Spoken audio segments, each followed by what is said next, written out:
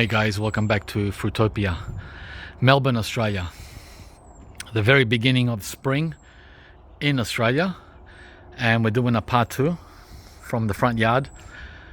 Go back and see part 1 of the back and see how everything did over winter 2025, and I'm going to show you today part 2 here in the front, starting with the Glen. This is a grafted Glen mango that I've had in the ground now for around 10 years, and we got a bumper crop this year, 2025, early 25. For the first time I had 21 huge fruit. It was a success for the first time.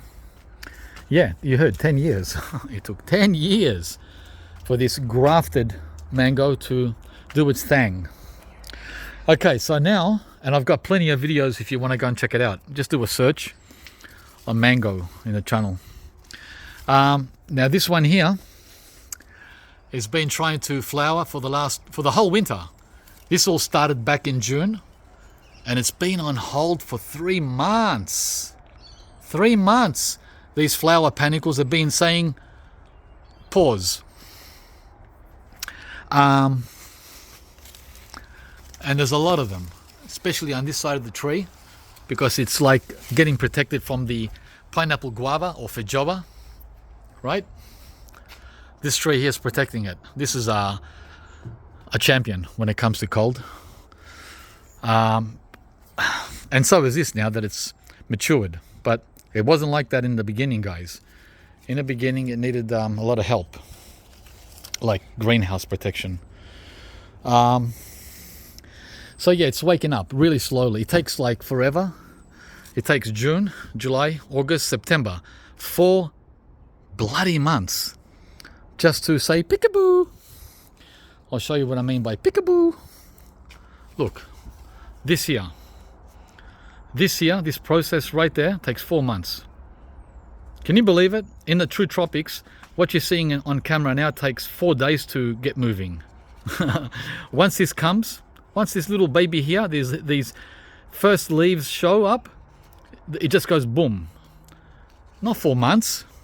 4 months, guys, here in Melbourne, because the nighttime temperatures are down to minus 1.7. Minus 1.7.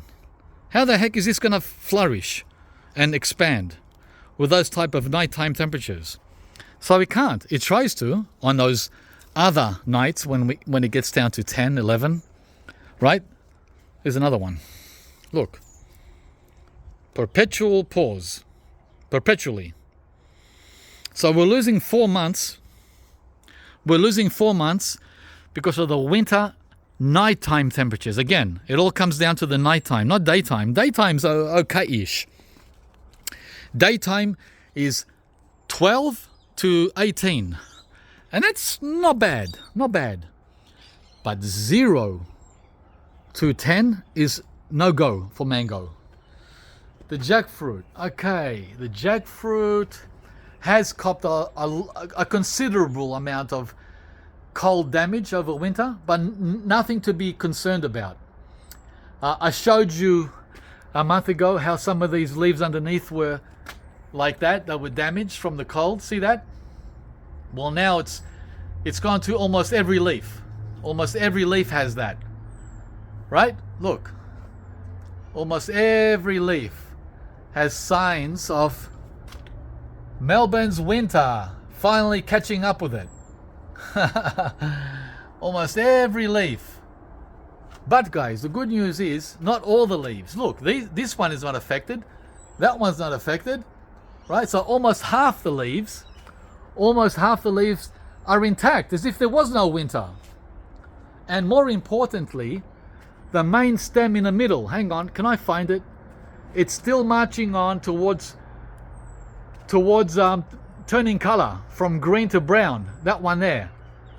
I thought that at the beginning when I saw that color change, I thought it was the tree dying, right? Rotting. See those black marks on the green?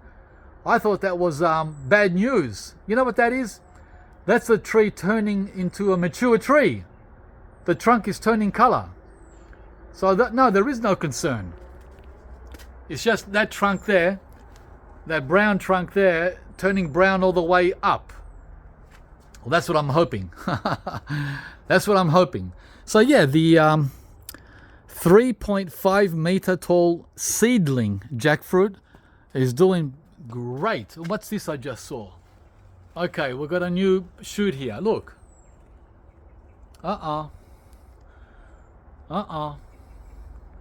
We've got some action on this point, on this little tip. And that's great. That's a good sign. Oh, and I see another one in there. So, hang on. It's very high. I need a ladder in there. Okay, we won't worry about that. And in here I've got a papaya and a wax jamboo. You can see the wax jamboo leaves are green. And by the way, the frost cloths are not coming off. These are not coming off until the end of September. I was very tempted to remove them today at the beginning of spring, the beginning of September, but I won't be doing that for another month, till the end of the month.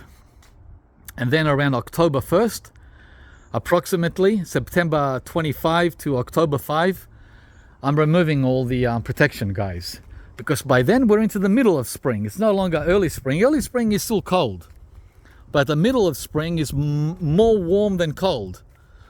The same here on the baby jackfruit, black gold, papaya, and acerola. Let's get in there because this one is not protected at the back. Yeah, okay, you can see the acerola is a champion, right? Acerola needs protection, guys. Look at it. But next year I don't know if I'll be protecting it because look how well it's done. Look how well it's done. Wow. And that's without watering it. It hasn't had a drop of water from me in over 3 months. So whatever rainfall gets through here, through this opening. Now the papaya, the red army, well, you can see that's got some damage, but look at the leaves up there. See? It's fine. And more importantly, the root rot. There's no root rot because it hasn't had rain. So the papayas in the front are going to survive because I covered them, which is what I should have done at the back with the southern red. I lost the southern red because I didn't cover it from the rain, not the cold. The cold is not killing these. It's the wet feet. I just got lazy, guys. When you get lazy, well, you get punished. And my punishment was to lose the southern red papaya. Oh well, I'll just get another one. Rose apple. I don't even need to look. And to be honest with you, I can even remove this now. But because it's only a teeny weeny baby, I'm going to wait till the end of September. But it truly can be uncovered even now. But what the heck, we'll wait. Okay, there's more proof here of the mangoes waking up. Look. But again, guys, nothing will come of this because the nighttime temperatures, they have to be above 10. Right now the temperatures at night are between 3, yeah, 3, even in September, between 3 and 10. They have to be between 10 and 15. That's when this here will take off. It can't take off until the nighttime temperatures are consistently above 10. And that happens in October. Now look at this experiment. This wax jamboo, number 3, I've got 3 of these. The other 2 are covered and they pulled through really well. You'll be seeing those at the end of September, how well they've done. This one hasn't done that well because it has no protection, right? But guys, you have to remember where we are. An unprotected wax jamboo that's only 25 inches tall has not lost its leaves. Well, It's lost some leaves. But it's pulled through. It hasn't died. It doesn't look like it's going to die either.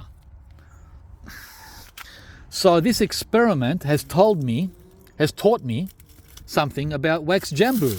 Ouch. It's told me that, oh man, and it's super dry. Hang on.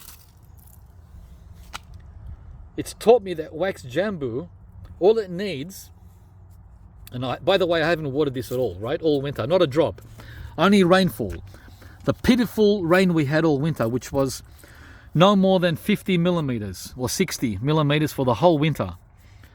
Pitiful, right? Basically, we had a drought. And I'm glad I didn't plant any vegetables over winter, because whilst we were gone, they would not have made it.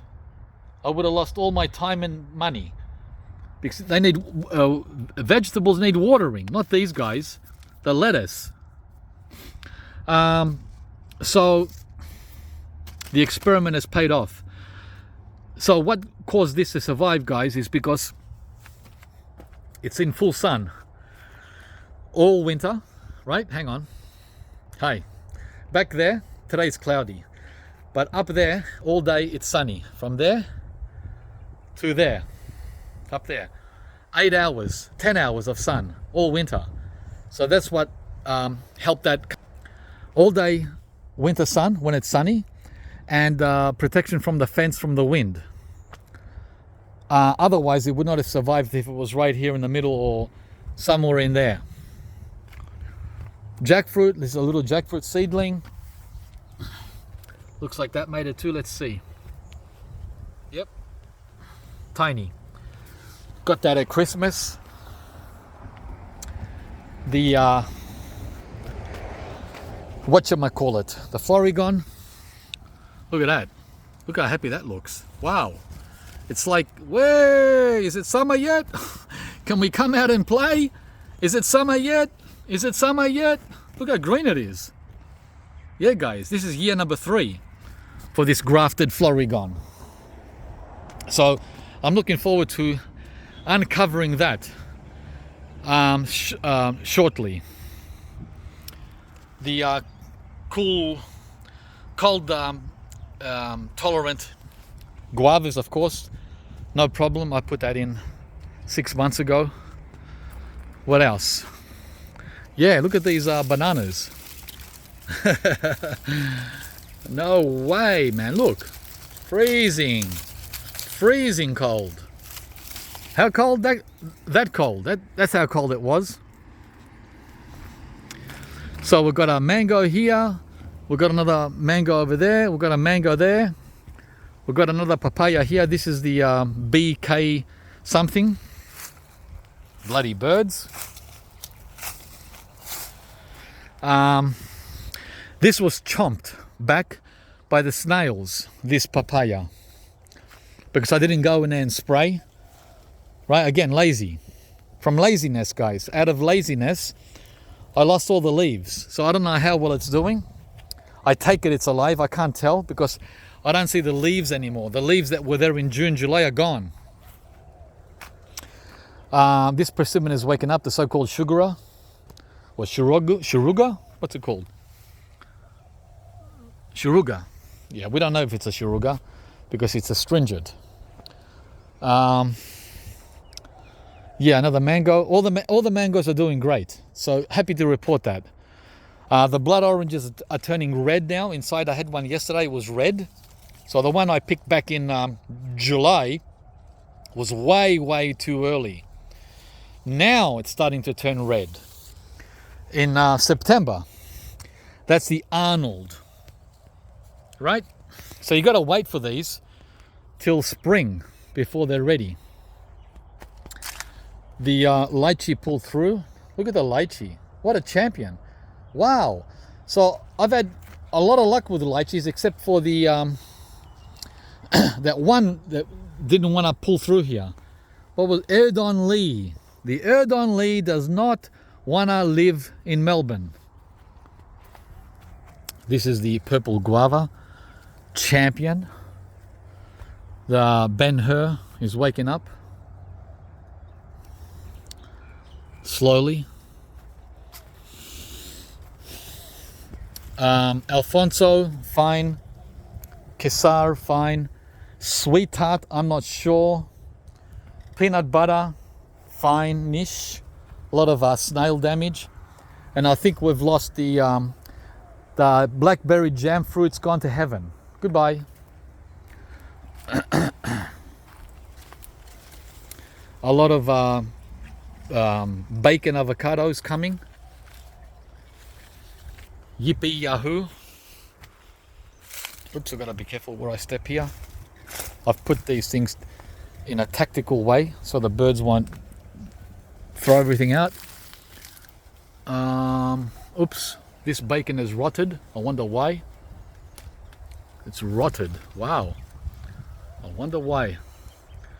This avocado, the first ever avocado from this tree is rotted.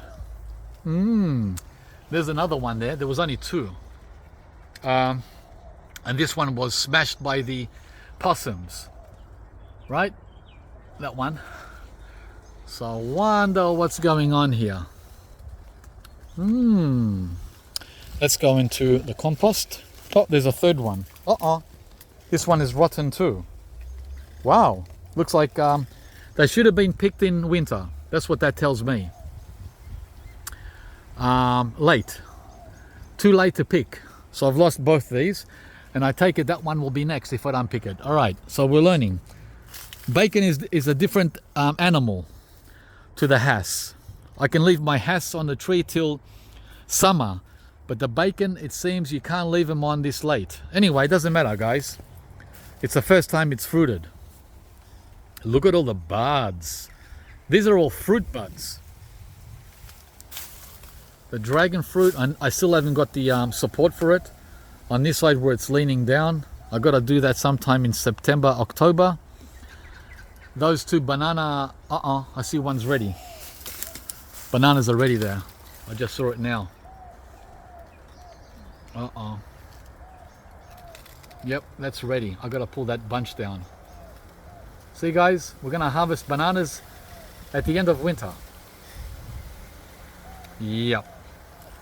And that was always a concern of mine because it was leaning over the neighbor's fence. So I'm glad to be able to pull that bunch down now. What else? There's another bunch hiding in there, bunch of bananas. Right? Yeah, there's a lot going on. There's always a lot going on here, even in winter and early spring. Always.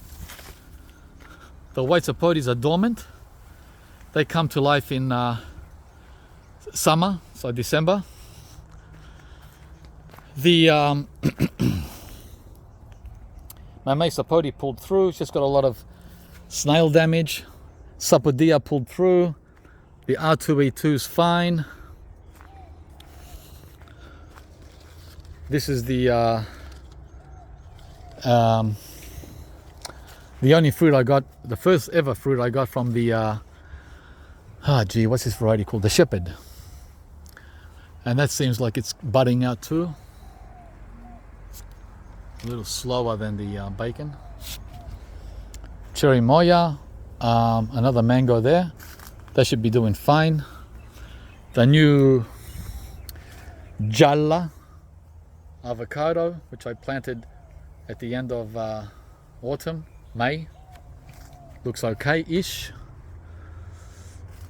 Camellia's going to town. Wow, look at this. This is the kumquat, the nagami. They're starting to turn. Right? Wow, wow, wow. Wow. Another lychee. Look what the birds have done here. That all needs to be pushed back in, all the mulch. This is mulch from banana cuttings and lawn clippings. This is the plumcot that I butchered back in February. And I'm happy to report all the new stems that came over autumn and winter are gonna fruit. They're full of fruit buds, which I did not expect. I did not expect all these new stems here, all these branches to flower. Wow, can you believe it? Some are earlier than others. They're taking their jolly time. The old wood has already started to bloom. Right? That's the old wood.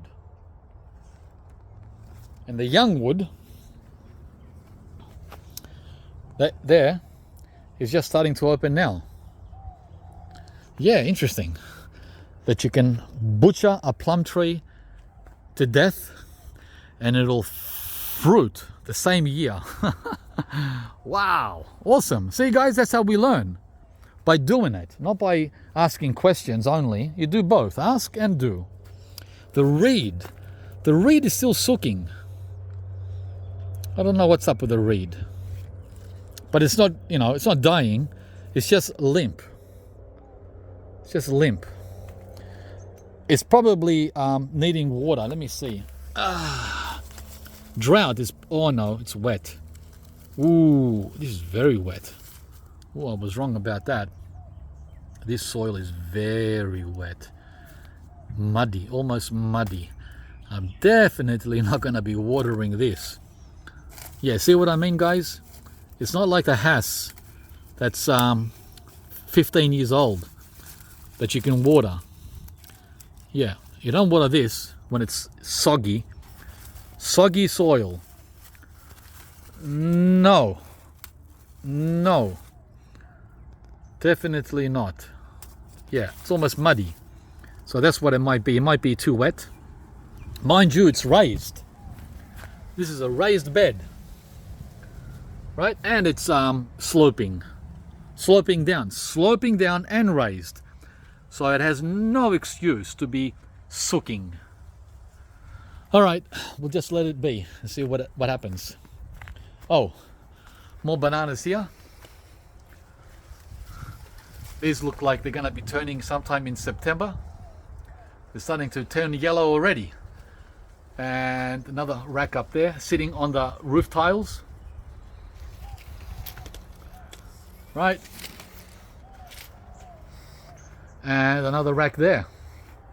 Yeah guys, these are all winter. Winter ripened bananas in Melbourne. And the other three that I showed you before up there. So that's 6 racks. The Aman guava dropped the only fruit it had, so we didn't get to taste it. The passion fruit pulled through. The, what's it called? The oh man, the sweet granadilla. Yeah, the sweet granadilla made it through winter. That's great. But unfortunately, the giant granadilla did not. Yeah, oh well. Kurumichama, still waiting for some heat before it starts to regrow its, resume growing its little fruitlets. Yeah. So what else? The mango seedling that I've had here for 6 years that kept getting a lot of cold damage every year, even though I had it covered. It's doing okay-ish. Not perfect. But look at the black sapodilla, man. Wow. This has only been in the ground for 1 and a bit year. Let's say a year and a half. From a small tree this small. It's almost as tall as me, 1.4 meters. There's the Bowen mango seedling. It's okay-ish. And not only that, it's starting to wake up. But again, that waking up process is very, very slow because of the cold nights. Cold nights. So it's in no hurry to wake up. No hurry, guys. Yep. Yep. I'm just looking at all the little tips. Yep. But overall, it pulled through winter. A-okay. Not perfect, but better than ever in the past. The custard apples here. This one seems to be turning ripe, which is strange. These aren't usually ready till November. And you can tell from the color that it's ripening now in September. Strange. Very strange. That's the Paxton Prolific. Another jabuticaba here that I planted 9 months ago. The giant bananas. That's the kind of winter we had. They're my what do you call them? My weather stations. My weather station is the bananas in the driveway. The Vernon white sapodi, the only white sapodi that fruits in winter. We had a lot of these, around 40, but I lost most of them because we were gone. The Pink's Mammoth and the black sapodi, the so-called chocolate pudding fruit, has pulled through okay through winter, and not only pulled through, it held all the fruit. So we're going to get about 40 to 50 black sapodis in at the end of spring, so November and December. Yep. Okay, so I think that's about it, guys. Oh, there's a Vernon. There's a Vernon white sapodi. Yep. And there's another one. And there's another one. And there's another one. So these are the lucky last. Lucky last. The last white sapodis for 2025. Until the Hawaiian Supreme gives us the first ones in December. Hang on. Hi guys. Yay! So we had Vernon in May, June, July, August, and now in September.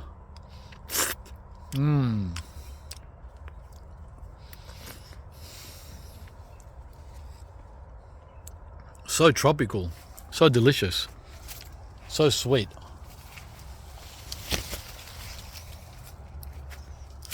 Right?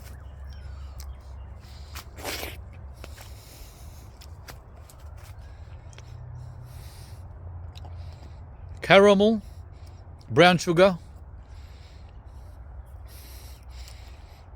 and banana.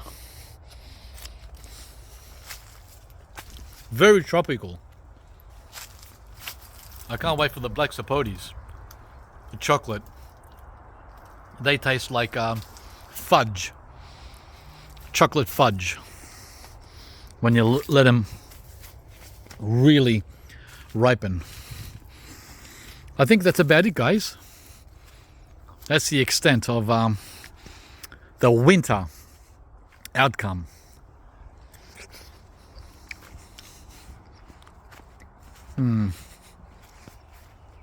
I reckon it's pretty good. We only lost one tree in the whole front yard. Two. The Granadilla and the blackberry jam. Two. Out of, I don't know, how many are here? 102 trees? 2 out of 100 is not bad.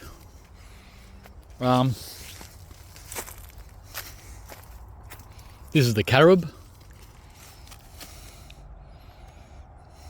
The carob has set its pods. We're getting hundreds of these in year 5. All right, guys, we're done.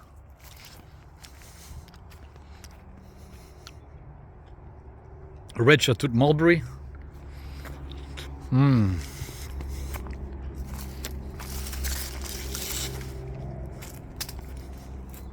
Wumpy. The black sapodi again. A ton of fruit. Damn. Maybe 100. Did I say 40? Maybe 100.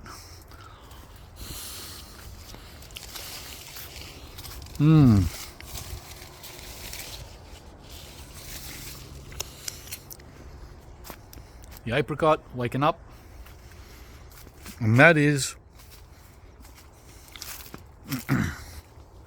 that is a wrap. This is the other white custard apple, the Hillary White. I'm looking forward to this fruiting this year. Too bad I lost the Gefner. I'll have to get another Gefner, and this time protect it instead of leaving it out. Yeah, these are the next white